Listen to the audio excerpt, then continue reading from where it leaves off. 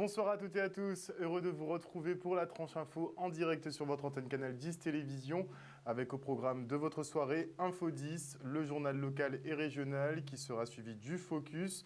Et ce soir, je recevrai le maître Charles Nicolas qui représente la famille de Clarissa Jean-Philippe, vous savez, cette Martiniquaise qui exerçait la fonction de policière à Paris et qui a été abattue le 8 janvier 2015 par Amédi Koulibaly, l'un des terroristes responsables des attaques de Charlie Hebdo et de l'Hypercacher. Nous ferons donc un point sur cette affaire avec Charles Nicolas, mais aussi sur le port du masque obligatoire. Mais pour l'instant, place à l'actu.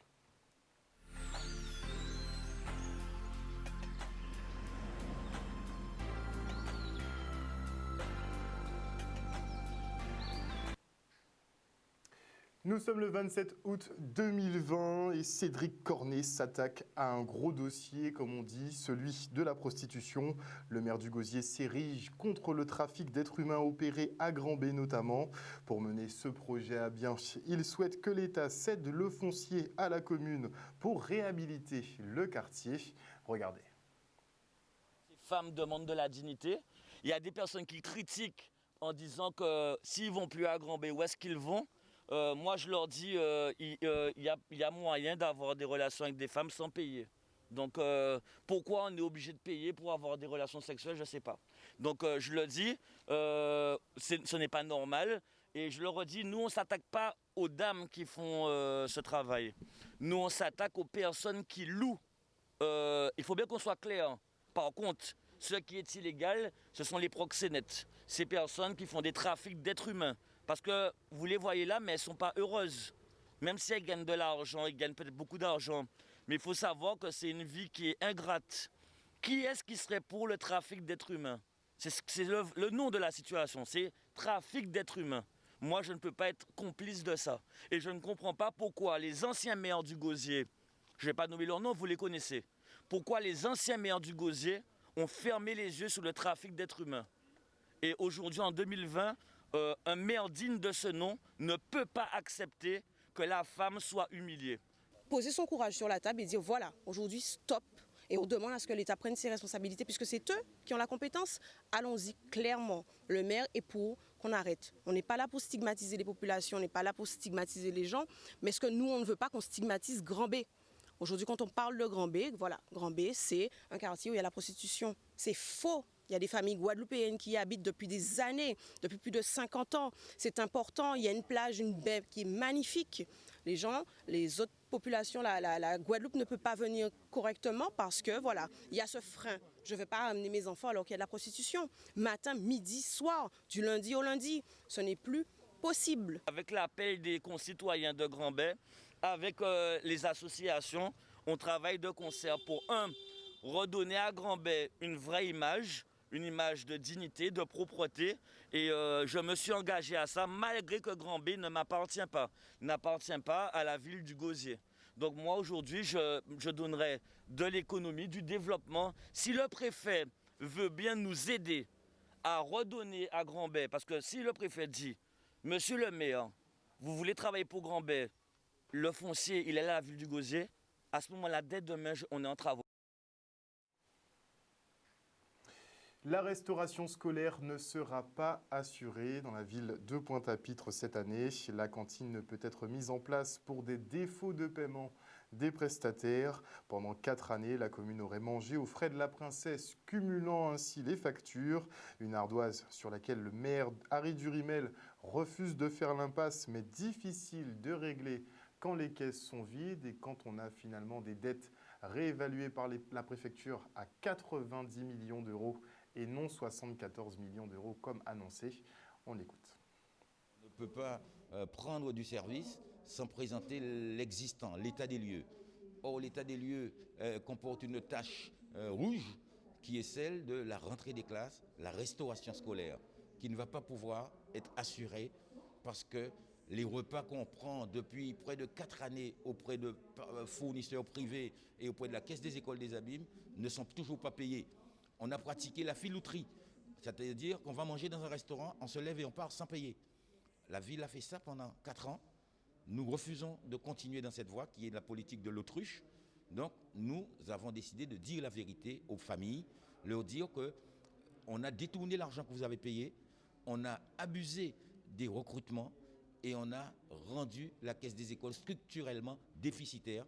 Aujourd'hui, il faut faire une opération de vérité pour qu'on puisse entreprendre des solutions qui passent par des redéploiements du personnel, une réduction des charges de fonctionnement, sans toucher aux emplois, parce que la ville de Pointe-à-Pitre comporte déjà beaucoup de misère sociale. Nous n'allons pas aggraver cette misère en allant licencier les gens. Il n'en est pas question. Comme on a beaucoup d'agents qui sont capables de surveiller, on essaie de voir comment on va pouvoir assurer la sécurité sanitaire des repas que les parents pourraient apporter pour leurs enfants, qu'on conserverait et qu'on servirait à l'heure du repas. On envisage de demander de l'aide aux restaurateurs, aux acteurs économiques et sociaux de la ville, de demander de l'aide à l'État, à la région, pour pouvoir, si on peut constituer peut-être une régie distincte qui permettrait de servir les repas sans mettre l'argent qu'on nous donnerait dans le gouffre de la caisse des écoles qui existe. Donc, parer au plus pressant, sans aggraver la situation existante. Telle est l'alchimie que nous essayons de mettre en œuvre pour faire face à un besoin, mais en même temps, nul ne peut manger sans payer. La préoccupation majeure, c'est de donner à manger aux enfants. Nous devons dire la vérité au Pointois. La ville de Pointe-à-Pitre ne peut pas à la rentrée servir les repas parce qu'elle n'a pas payé les repas depuis 4 années et ceux à qui on doit exigent d'être payés aujourd'hui. La Guadeloupe a été placée en zone rouge où la circulation du virus serait apparemment très active. Une décision qui entraîne un durcissement des mesures de sécurité avec un port du masque qui devient progressivement obligatoire partout, y compris en extérieur. 15 de nos plages et la Soufrière sont uniquement accessibles si vous avez cet équipement de protection. Une mesure assez radicale qui vise à protéger les personnes vulnérables selon le gouvernement. Mais vous, qu'en pensez-vous? Les réponses dans ce micro-trottoir de Maxime Morel et Olivier Félix. Eh bien, à mon avis, je pense que c'est bien. Parce que vu maintenant que la maladie, le Covid-19, c'est vu partout maintenant, donc on ne sait pas à quel moment qu'on peut l'attraper. Donc avec son masque, on se sent un peu protégé. C'est une vaste blague pour la bonne raison que quand il y a eu la crise, des usines se sont mises en place pour fabriquer des masques. Les pharmacies sont pleines de masques, les supermarchés sont pleins de masques. Alors la plèbe doit devoir consommer les masques. Au début de la pandémie, ce n'était pas obligatoire. D'ailleurs, c'était même fortement déconseillé. Il fallait le laisser à l'équipe des soignants. Au jour d'aujourd'hui, il est obligatoire, voire il fut un temps où il était proposé. Maintenant, il est devenu obligatoire sous peine d'avoir une amende de 135 €. À quoi joue notre gouvernement? Il joue à quoi? 135 € derrière, au plus fort de la pandémie, ce n'était pas obligatoire. Maintenant, ça l'est pour pouvoir nous protéger. Je veux bien, je suis un mouton, je suis un contribuable, donc je suis. Mais cela n'empêche pas que j'ai quelques interrogations sur le comment du pourquoi. À pas vous dire ça va déranger mon frère, mais c'est le fait que c'est en masse. À pas vous dire ça déjà ça sert à rien. On va pas voir ça va servir en butin. Parce que surtout pour tomber malade ou tomber malade. Il y a des gens qui passent là, on rentre au magasin là. Combien de monde là mon frère, masse sans figure. Bon, c'est bien, c'est en protection quand même, ça va protéger aussi. Ah mais moi j'ai toujours l'habitude de porter mon masque sans qu'on m'y oblige puisque je sais que c'est pour ma santé. Donc je suis tributaire de ma santé, je n'attends pas que quelqu'un d'autre le prenne à ma place. C'est pour protéger la population et puis voilà quoi, mais on a un peu chaud avec. Vous voyez que je ne porte pas, mais quand je rentre à Super U, je porte mon masque. Mais là, je suis là, je ne porte pas de masque. Dès lors qu'on a font butin, ou pas un masque, peut-être, à pas vous dire, mais on a besoin de faire butin vite fait. Ou entrer là, ou un côté, c'est mon raison pour pas rentrer. On ne peut pas rentrer, son butin, on va acheter vite fait. À pas vous dire, on va manier mon là, on va parler avec mon vite fait, c'est acheter, on va acheter, on va prendre butin, c'est sorti là. C'est un problème, nos amis, pour un problème. Si on est obligé de le porter, c'est pour notre sécurité. On n'a pas le choix. C'est pour nous protéger soi-même et protéger les autres aussi. Ben, moi, je pense que c'est indispensable. Hein. Il faut le porter, ça protège et voilà. Porte du masque qui est au cœur des interrogations pour la rentrée scolaire. Et le ministre de l'Éducation l'a annoncé, il sera obligatoire pour les personnels d'éducation, les collégiens, les lycéens, les universitaires, et ce, en extérieur comme en intérieur. Ça risque de se compliquer. En tout cas, plus globalement, les mesures d'hygiène seront renforcées pour éviter la transmission du virus. On note que les enfants de primaire et de maternelle ne sont pas concernés par la mesure et pourront respirer librement. On fait le point avec Pierrot Pascal, directeur de l'école mixte 1 Maurice Chauvineau, et la rectrice d'académie, Madame Christine Gangloff-Ziegler. Nous devons faire les choses en fonction des consignes que nous recevons. Ça n'est pas évident. Beaucoup d'interrogations, beaucoup de questions sans réponse. Et en même temps, une ligne de conduite à suivre. Différents scénarios ont été prévus dès le départ dans le protocole qui envisage les différentes situations. L'évolution de la situation sanitaire doit évidemment en Guadeloupe nous amener à des attentions particulières, au respect des règles barrières. Mais nous sommes attachés à ce que la rentrée soit organisée parce que c'est un point essentiel aussi pour assurer l'égalité des chances. La situation sanitaire évolue de jour en jour. Nous devons être en mesure de nous adapter afin de pouvoir accompagner nos élèves. En même temps, il faut faire une rentrée, rassurer tout un chacun, et ça n'est pas évident. Donc, alors, effectivement, nous avons 3 modes opératoires en fonction des situations. Soit, effectivement, il n'y a pas de problème, donc nous rentrons avec nos élèves et nous pouvons rassurer tout le monde. Nous allons vers une certaine normalité. Ça ne risque pas d'être le cas partout, puisque, comme vous le savez, le Covid ou la Covid apparaît partout. Les dispositions sont celles qui existaient auparavant, donc port du masque pour les personnels, pour les élèves également en collège, en lycée, des nettoyages, des aérations, c'est-à-dire c'est les cadres habituels de protocole, puisque l'objectif est d'assurer la sécurité à la fois des enfants et des personnels. Pour l'heure, il n'y a pas de mesures supplémentaires. Si la situation devait s'aggraver, c'est en collaboration avec la préfecture et l'agence régionale de la santé que nous serions amenés à travailler. Nous imaginons une rentrée décalée. Pour l'instant, nous imaginons que nous rentrerions avec les CP1, CE2 à 8h et CM1, CM2 probablement à 9h. Les personnels d'encadrement se sont montrés mobilisés et engagés. Ils sont évidemment aussi attentifs à assurer la sécurité des élèves et des personnels lorsque ceux-ci arriveront dans les établissements. Donc c'est un travail main dans la main que nous menons parce que nous y avons tous intérêt. Et la circulaire justement pour la rentrée scolaire 2020-2021 est sortie pour les chefs d'établissement. Et elle stipule d'ailleurs que les masques devront être fournis par les collectivités concernées. Donc chaque collectivité devra mettre la main à la poche de façon à fournir 2 masques par jour et par agent. Et pour ce qui est des parents d'élèves, eh bien ça c'est une autre histoire puisque techniquement chacun devra se débrouiller. Et sérieusement impactés par la crise Covid-19, les indépendants de Guadeloupe s'organisent tant bien que mal pour ne pas sombrer, mais la tâche est extrêmement rude. On les écoute.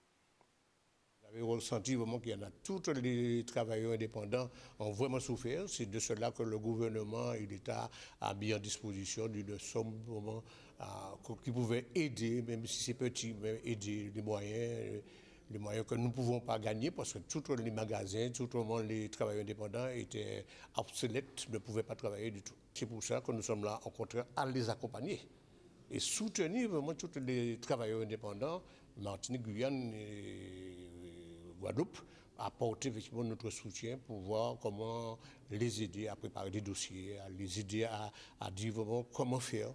Et aider aussi surtout le directeur de la CGSS à dire vraiment qu'il n'a pas assez de ressources, que nous essayons de vraiment l'accompagner et à l'entendre, à l'écouter pour voir comment vraiment que les travailleurs indépendants peuvent sortir maintenant de cette situation. Surtout qu'aujourd'hui, avant nous étions au régime social indépendant, le RSI, que tout le monde craignait. Partout et dans tout, disait vraiment que le régime social indépendant était moribond, n'était pas bon, un peu de tout. Aujourd'hui, l'État, le gouvernement a pris cette disposition de créer effectivement cette zone qui s'appelle l'IPSTI, intégrer vraiment la CGSS. Il faut obligatoirement que les travailleurs indépendants, hors leur compte, trouver effectivement les bons moyens pour les aider à trouver effectivement la bonne solution qui peut leur sortir vraiment de cette terre. Et on part maintenant pour la présentation des 12 candidats à l'élection Mister Guadeloupe, un concours particulier avec des concurrents qui étaient masqués, tout simplement. un peu une aberration, mais bon, regardez. Aujourd'hui, nous sommes réunis pour le lancement de la 9e édition, déjà 9 éditions du concours de beauté masculin Mister Guadeloupe. Alors, c'est un concours qui nous tient à cœur puisque bien sûr, il y a beaucoup de concours pour les femmes, mais ce serait bien, enfin, c'est bien qu'il y ait quelque chose pour les garçons. Et tenir quand même 9 éditions, c'est quand même un bon challenge. Les garçons sont 12. C'est vrai que l'année dernière, ils étaient 14. Cette année, ils sont 12. Mais, par rapport à la crise sanitaire, on va dire, donc on a réduit le nombre de candidats.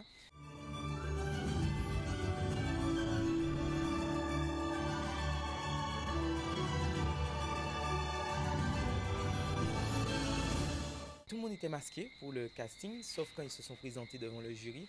Mais c'est vrai que c'est une année particulière. Chaque année, on présente les garçons dans une conférence de presse que le public, sur invitation, mais le public, tout le monde peut y accéder. Mais c'est vrai que cette année, on est obligé de le faire dans une salle Félix Proto, fermée, où on a respecté les gestes barrières. Les candidats sont très, très, très motivés. C'est vrai qu'en fait, l'élection, c'est pas que répétition et élection. Il y a une vraie aventure. Ils vont faire du quad, du jet ski, des balades à cheval. Ils vont aller au parc de Vallon-Breuse. En fait, ils vont vraiment découvrir la Guadeloupe tout en s'amusant, tout en préparant l'élection. C'est tout le plaisir pour moi en tant que président de voir qu'il y a des jeunes Guadeloupéens qui veulent effectivement participer à l'élection, mais aussi qui veulent être le représentant des jeunes, le représentant de notre île guadeloupéenne. Et c'est tout le bonheur pour moi.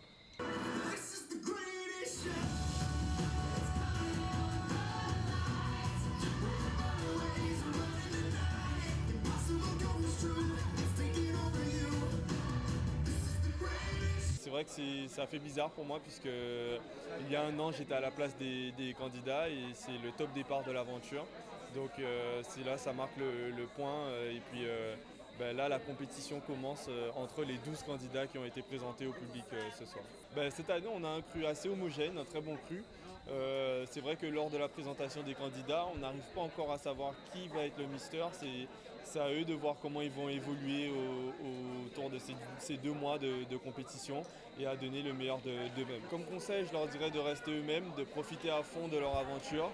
Et puis avec ces deux devises, je pense que le meilleur gagnera. Nous avons fait le casting le 1er août et aujourd'hui nous sommes déjà fin août et nous faisons la présentation. Tout ça a été retardé à cause du Covid et nous avons bien sûr fait la préparation et l'élocution.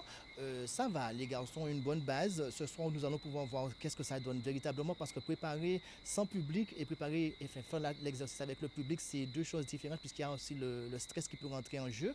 Mais je leur fais confiance, ce sont des jeunes qui en veulent, méritants, et on va voir qu'est-ce que ça donne. Autant dire que les élections seront très particulières cette année. On a hâte de voir l'organisation de Miss France et voir si elles seront masquées également. Et notez avant que l'on se quitte que la qualité de l'air était mauvaise aujourd'hui et ce sera visiblement pire demain. La brume de sable est là, donc la prudence est de mise pour les personnes vulnérables, surtout les asthmatiques ou ceux victimes de maladies respiratoires. Protégez-vous. Et voilà, chers téléspectateurs, nous sommes arrivés donc au terme de ce journal. Merci pour votre fidélité. N'oubliez pas que sur Canal 10 Télévision, vous faites l'information que nous diffusons. Le journal revient demain à 18h30. Passez une bonne soirée sur Canal 10. Ciao.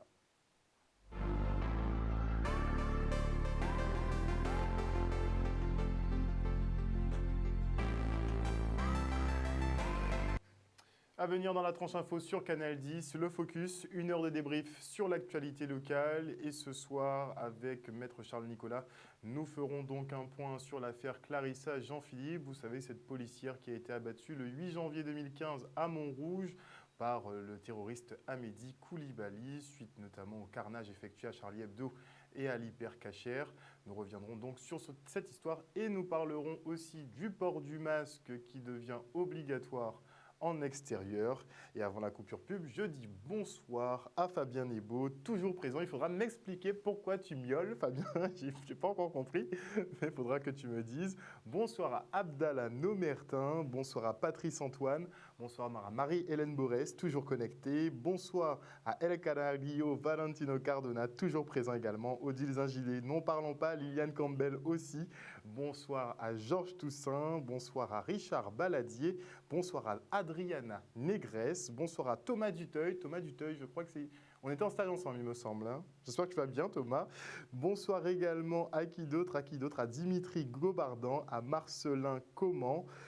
Bonsoir également à qui d'autre? À Madly Congrès et à tous les autres. Merci à vous qui nous suivez sur les réseaux, mais aussi sur l'antenne Canal 10 Télévision et sur C10 FM, qu'il ne faut pas oublier. On se retrouve après la coupure pub.